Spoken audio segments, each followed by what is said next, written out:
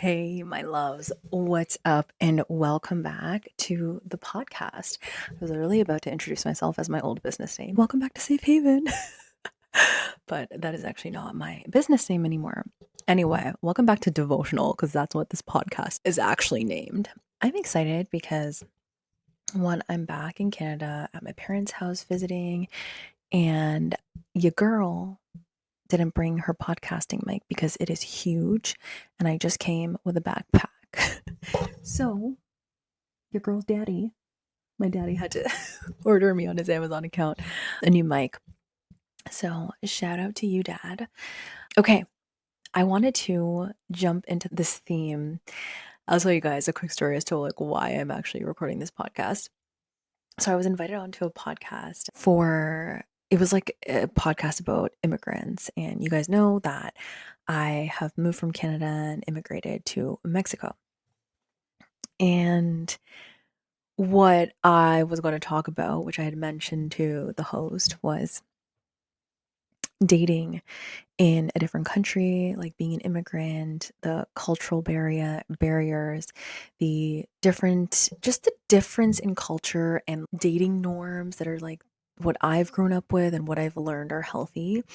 And what I've seen just being in foreign countries, not even just Mexico, but I have had boyfriends overseas, like long distance boyfriends who were living in different countries. And I learned a lot through these relationships because there was a lot of things that were happening. I was like, this feels so fucking weird. And is this normal? And what I think is healthy is sometimes maybe not as healthy in another culture and vice versa. But so anyway, I was supposed to be on this podcast this morning, and this lady had come on, the host, and she was like, can you actually talk about something with finances? And I was like, I actually don't niche in that. So no, wouldn't have much to offer. And because it was a Christian-based podcast, she wasn't really comfortable with me sharing about intimacy and going deep into that stuff, which that's okay. I was not offended at all because to me, I was like, it actually made me happy in a sense because I'm like, less people are talking about this. And my mission is to talk about intimacy, confidence, trauma, like all of these things, all the things that you guys know that I talk about. My goal is to be which I already am the expert in it, but I'm trying to be so well known more than I am right now about this stuff. And it's okay. Also, too, it's okay if people don't want to talk about it, but that's where I come in, and that's why people hire me because I'm comfortable talking about this stuff. I'm comfortable talking about sex and intimacy. I'm comfortable talking about the stuff that people shy away from, right? And people have their reasons for why they don't talk about it, and that's okay. But for me, I'm an open book, and I think the more that we talk about these things, the less taboo it becomes, the less shame that we carry around it. And so that's why I'm like, that's okay. You don't want me to be on your podcast for that. And there's nothing against her. She was such a really wonderful person. But I'm not gonna not record and talk about this because other people don't feel comfortable. Okay. So, what I'm gonna talk about today, let me pull my notes up. Oh, shit. Okay. So, the theme is gonna be obviously relationship and intimacy boundaries in a foreign country as an immigrant. Okay. And so, this episode is gonna be a little bit shorter, but I want to give you guys some tangible tools, especially if you're somebody who's thinking about moving to a different country and you might not even know, especially if this is your first time moving to a different country, you might not even know what to expect in this culture regarding dating norms, what's expected, quote unquote expected, and what's not. And so before you even start dating and looking for a partner or intimacy in a different country, I want you to get really fucking crystal clear on what it is that you want in a relationship, how you want to be treated, okay? What your boundaries are, like what your negotiables are, what your non-negotiables are. Because this is my take on it, and this is coming from personal experience. where, yeah, we do have to adjust to a different culture if you're immigrating to a different country, for sure. And we want to be respectful of the culture as well, too. But if certain things are not in alignment with your moral values, okay, your moral values, because sometimes we know that there are a lot of cultural norms that are maybe not healthy, that are very oppressive, that are discriminatory, right? Just because it's a part of a culture, it doesn't mean that we have to, it just doesn't mean that we have to abide by it and conform to it just because it's a part of that culture. And there's also a really respectful way to express that you're not available for certain things in a culture, especially when it comes to dating culture. Okay. So that's why I want you to get really clear on, okay, what it is that you want. Are you looking for a long term relationship? Are you looking for a short term relationship? What is it that you're looking for if you're immigrating to a different country and you're seeking out dating? Okay. So that's number one. Okay. Number two, what type of people do you want in your life when it comes to dating? Okay. Now, again, I'm going to share some stories a little bit later on in this episode, but I want you to just really think about the type of person that you want to allow into your life, because regardless of the culture, you want to make sure that people have specific qualities that align with who you are or who you want in your life. You want to make sure that they're good and kind people. You want to make sure, I know for me, definitely need somebody to be kind. I also really somebody who takes lead. Okay. Trust me, I've had some men in my life, or men who have tried to come into my life, who just were not in their leadership. And to me, that's just, it's a non-negotiable for me. I'm somebody who's in my leadership and my feminine leadership, and I run my own business. I pay my own bills. I'm in my leadership 1000%. Okay. And I need somebody else who also can be in their leadership and take the burden off as well too when I need it, right? And so thinking about things like that, I'm giving you a personal example. You can think about certain things like that in certain aspects of, okay, do you want somebody who leads? Do you want to be the leader? When it comes to physical intimacy, what are your boundaries with that? Thinking about first date type of stuff, okay? When you go on a first date, what's your non-negotiable? Are you kissing on the first date? Are you not kissing on the first date? When does that get to be okay? Because I know in many cultures, I'm using kissing as an example, but I know in many cultures, some people are okay with kissing on the first date and some people are not, right? And it's a preference for yourself. And the reason I'm asking you to do this exercise before, because I don't want you to be swayed by what you think you should do just because it's based on the cultural norms. Okay. You also come from cultural norms, and I'm sure that there's many things that you've changed and haven't conformed to in your own culture that has changed your dating life for you. Okay. I know for me, I have Indian descent, and there are certain things in my culture that I'm like, absolutely not. No, thank you. Not available for that. And I've just chosen not to conform to those things, right? And you get to do the same thing when you are immigrating into a different country, or maybe you're not even immigrating, like maybe you're just traveling in a different country and you're dating somebody in a different country. You don't have to necessarily be immigrating, but I think what I'm trying to say is, like, when you're dating somebody of a different culture, these are things that you want to take into consideration. Okay. So getting really clear on who it is that you want to welcome into your life. Okay. Some other questions I want you to ask yourself is, again, the physical part is really important, but even let's look at the emotional piece of it. What do you want? What do you want to be talking about on the first day? In some cultures, people are like really open from the get go and they share everything. And then other cultures, that's maybe not normal or it's taboo, right? We know there's a lot of things that I know in my culture, there's a lot of things that people don't talk about because there's either shame, it's just like they haven't been taught how to talk about it and it feels quote unquote wrong, right?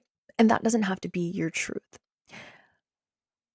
My vision for you for this episode, by the way, is just even if you are immigrating or you're dating in a different country or you're dating a different culture, it is important to take in certain considerations. That's the word I'm looking for, certain considerations. And just make sure that those considerations are not self-sacrificing for your own values, that it's not self-sacrificing for the things that you truly know in your heart that are meant for you. Because I think a lot of the times, especially when we really love somebody, we can sometimes forget about our own needs. And my deepest desire and hope for you, for everybody, is that they don't forget the core of who they are while dating somebody just because there's other cultural norms. Okay? You are somebody's, your identity, you as a human, as a whole, you are separate from your partner, from the people that you're dating, or whatever stage that you are in your love life. Okay? You get to have a separate identity, and you get to embrace those pieces of those people, the cultural pieces, the differences as well too. Like, maybe it's not even a cultural difference, maybe somebody has a different attachment style than you, and let's fucking embrace that, right?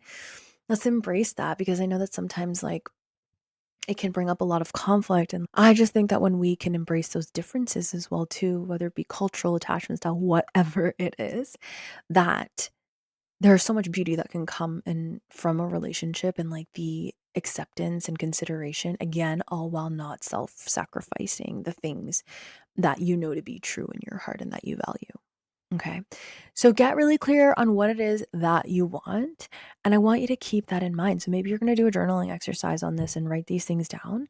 I think it's going to be important for you to write those things down, because you'll have something to refer to instead of it just being like all up here.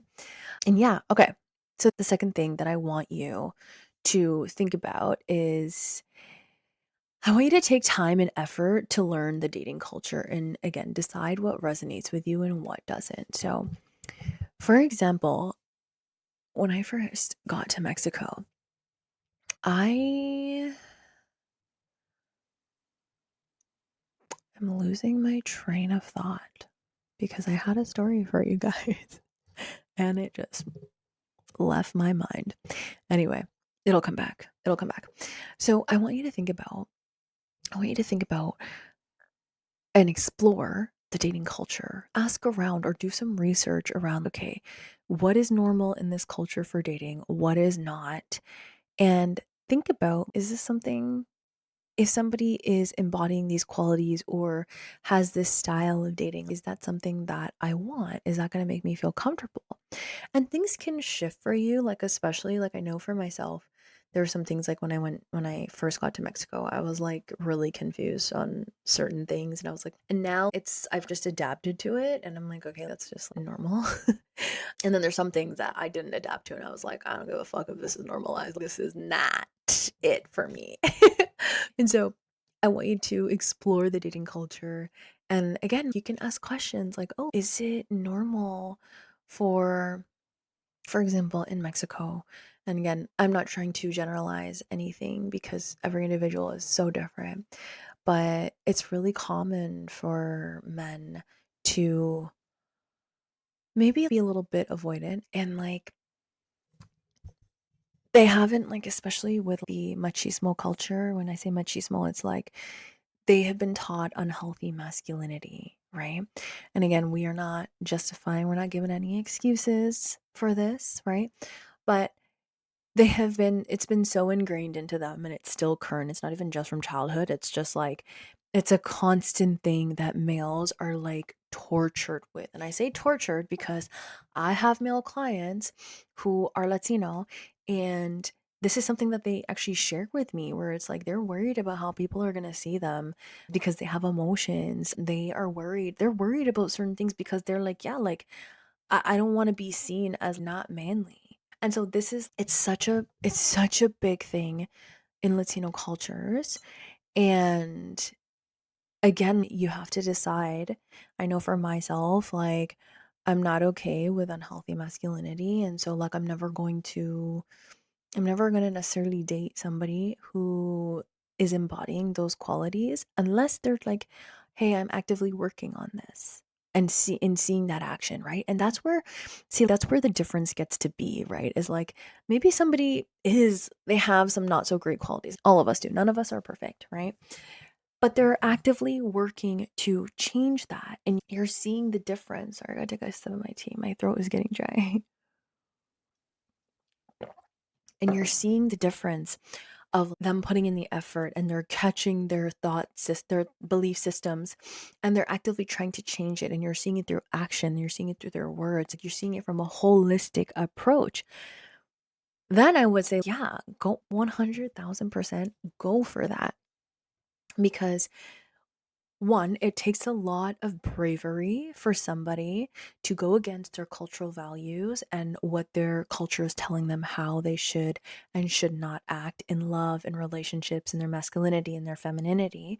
It takes a lot of bravery and courage to go up against that and to look at those ingrained wounds that are actually, they're not even theirs. It's just ancestral because this is what has been passed down to them, right? And so it takes extreme bravery and extreme courage for somebody to do that. And so I think we also have to have consideration and patience for people who are genuinely, like genuinely working on themselves, right? And that was like, that's a big thing for me, definitely in dating, regardless of whatever country I'm in, is like, if somebody is not actively working on themselves, it's a no. It's a no for me because you know what? All of us have gone through a lot of things, okay? All of us have had hard lives in our own aspects, right? And we also give away our control to certain things. And when I say give away control, I also feel like it's like ridding yourself of responsibility and accountability when you don't take the responsibility of taking back certain parts of your life that you actually do have control over. We do have control over of changing our thoughts and beliefs. Okay, even though it might feel really hard, especially when it comes to love and dating, regardless of if you're immigrating to a different country or not, we have power over that. And I tell you from my own experience that I've had so many definitions of what love really is and dating and what's normal and what's not. And a lot of those were projected onto me. And not only that, but just people just don't know. They just think certain things are normal and then they're narrow minded about it. And so I want to invite you and encourage you to seek out somebody who is also working on themselves. Because if you're listening to my podcast, you're probably somebody who's into self development. And if that's a really big thing for you, you're going to want that from your partner. You're going to want that because then you're going to be the only one growing. And if they're not growing and they're staying stagnant, you guys are going to grow apart. That's just inevitable.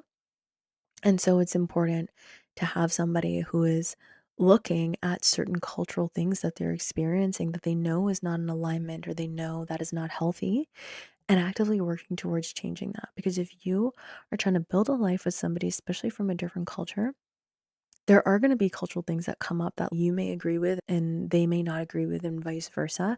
And you guys have to decide together on, especially if you're having children, right? Because I think that's when the biggest thing comes in is like when you're having kids, how you want to raise your kids, the type of values that you want your kids to have instilled into them, into their lifestyle. And while embracing both cultures, right? And how can you do that from a healthy standpoint? Because again, we can take every culture has something so beautiful about it, and every culture has something that's not so great about it, right? And so, being the leader in your dating life and intimacy, you have to decide. And again, this is where that first part comes in of getting really clear on what it is that you want, what it is that you know you need in a relationship, and not settling and not wavering on it. Okay, especially if it's a non negotiable. Okay. So get really clear on it. Get really clear on it. And one thing, okay, we're going to bring the communication piece for this part now. Say you're noticing, maybe you're with somebody and you really like them, okay? But you're noticing that there's certain cultural things that are not in alignment with your values. And you're not sure how to bring this up to them because you see that it might be important to them or that it's just so ingrained into them that they're not seeing that maybe this is not healthy, right?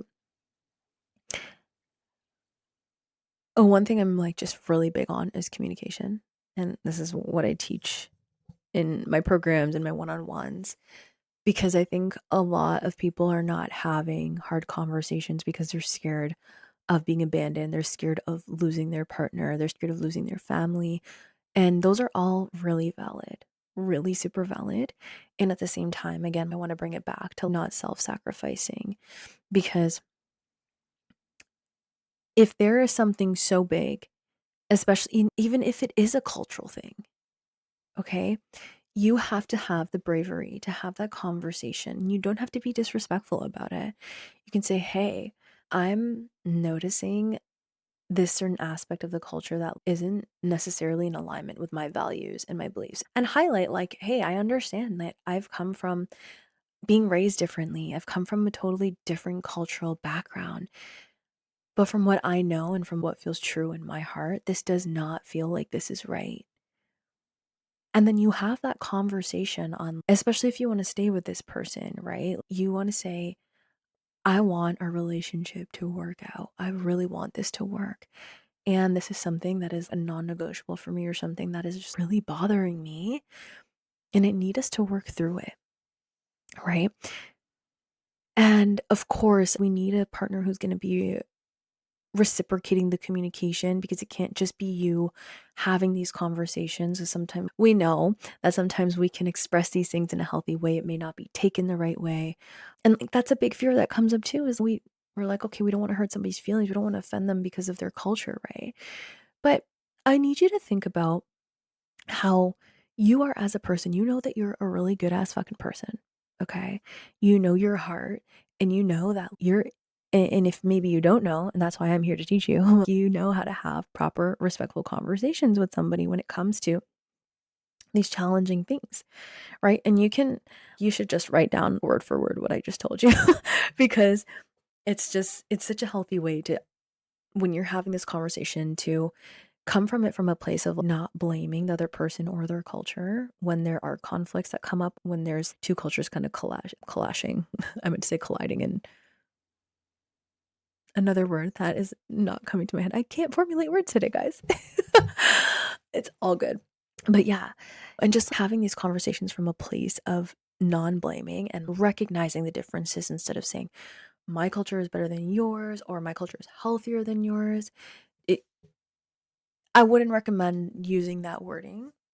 I would recommend saying, hey, like, taking accountability for, okay, these are my experiences. This is my experience. And I understand that your experience is different. And I also would love to work towards, maybe you come to midway of whatever the conflict is, on how to, if it's a cultural thing, if it's a cultural norm, maybe you come to a midway. Or if it is a non negotiable, trying to help your partner understand where you're coming from and why. And you can bring in the psychological aspects. I'm trying to think of an example, because when we see things in cultures that, like, we're like, maybe like I don't resonate with that, it usually has to do because, like, it's maybe not in alignment with what you feel is like healthy as boundaries, right? And it has a psychological effect. And I always think about it like when it comes to creating a family with somebody, like, I was the first thing I think about is like, how is this going to impact my children? And thinking and explaining it from that standpoint as well. I know that I've had to do that in past relationships when I've dated somebody who is of a different culture, and explaining, hey, let's just use like the not expressing of emotions. Okay.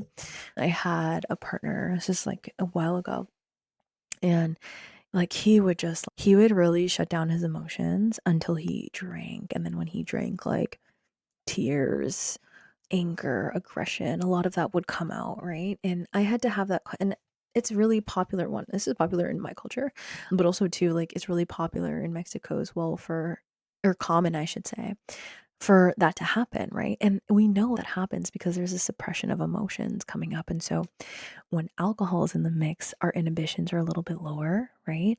And it gives us almost like a neurological pathway for things to come out, right? Because the inhibitions are a little bit lower. And we can't suppress it when our inhibitions are lower, right? And so I had to have a conversation with him and say, hey, I noticed that the drinking was a big problem, right? And so I had to say, hey, like, I noticed that, like, when you drink, there's aggression or there's a big wave of emotions that comes up. And by the way, the aggression was not towards me. It was more anger towards his family and things that they've put him through and all those things. Right. And so I had to explain to him, hey, I don't think that it's necessarily really healthy that these things are only coming out when you're drinking. And then when I try to have a conversation with you about it when you're sober, you act like it didn't happen. Okay, that's a very true story. I had an ex, it was more so on the weekends where he would get slothed. And like all these emotions would come up, like anger, sadness. There's so many times where he would just be like really drunk and just crying in my lap and really sad. It was honestly really sad. And then the next day he would wake up and pretend like it didn't happen. And when I would try to have the conversation with him about these things and express to him, hey, I'm here, let's talk about it right now, there was a lot of resistance, right? And again, this was really common in their culture, right? Is to suppress your emotions. You have to be masculine. Men don't cry. All of those things, right? And we know that men are also human beings, right?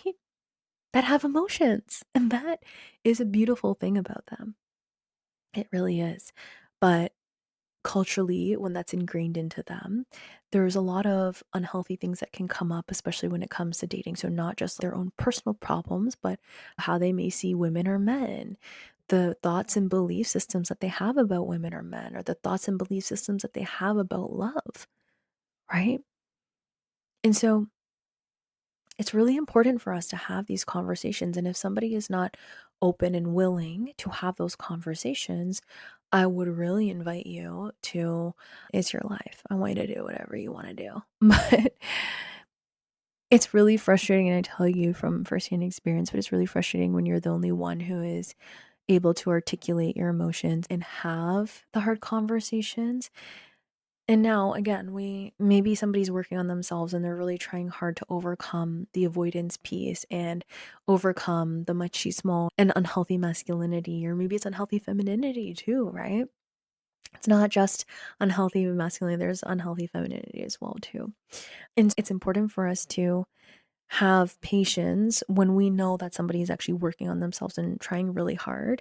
And if the love is still there, if the connection is still there, because if it's not there anymore, then like I wouldn't encourage you to keep trying. You don't want to stay in something that your heart's not in anymore, right? But if it is in it and you see somebody who is actively working on themselves, the actions are changing and you're seeing changes and it might just be a little bit slower, right? Have patience with people because their nervous systems are like literally wired to something that they've been so used to their whole life. And unlearning those things can be challenging. And I say so from my own experience. Okay. It's taken me quite some time to get to a really grounded place within myself and unlearning a lot of things from growing up here, from having an Indian background, from and then moving to Mexico and just having all the multi-layered experience of it, right? It's something so beautiful to witness yourself in the unraveling process and then putting yourself back together. It's honestly the most beautiful thing. And so that's why I have compassion for people and their processes, and sometimes it does take people a little bit longer, especially if they've grown up in a culture like that.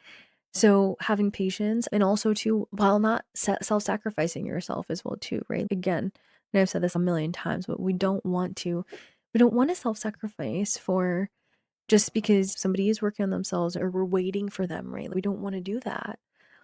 Okay. Okay. I think I'm going to do a part two of this episode because I know there's so much more to talk about it when it comes to dating in different cultures and immigrating from a different country and dating in a different culture. So I am going to do a part two on this, but I just kind of wanted to do a little feeler out. And I wanted to record this as I was in the energy for that other podcast that I didn't get to record.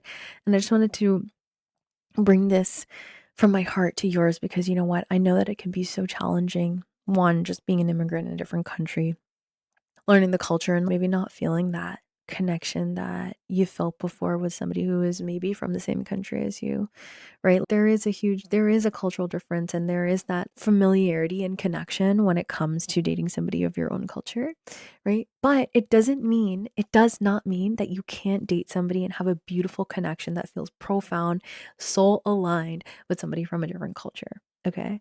And I'm 100% gonna make a part two, so stay tuned. I love you guys so much.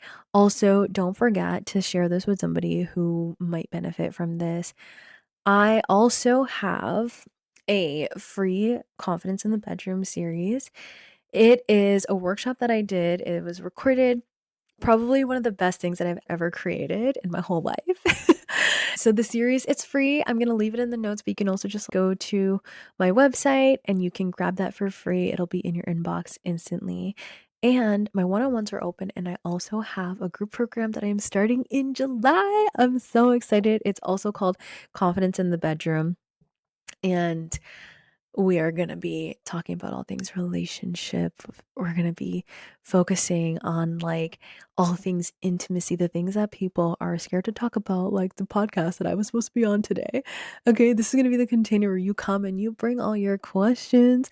I'm going to guide you through all the questions. There's nothing that is too TMI for me. Let me tell you that one more time. Bring whatever it is that you want. If you're interested in signing up for the group, send me a DM on Instagram, or you can email me as well too. But I love you guys so much, and I can't wait to see you on the next episode. Have the best day, the best night, best afternoon, whenever you're listening to this, and I will see you in the next episode.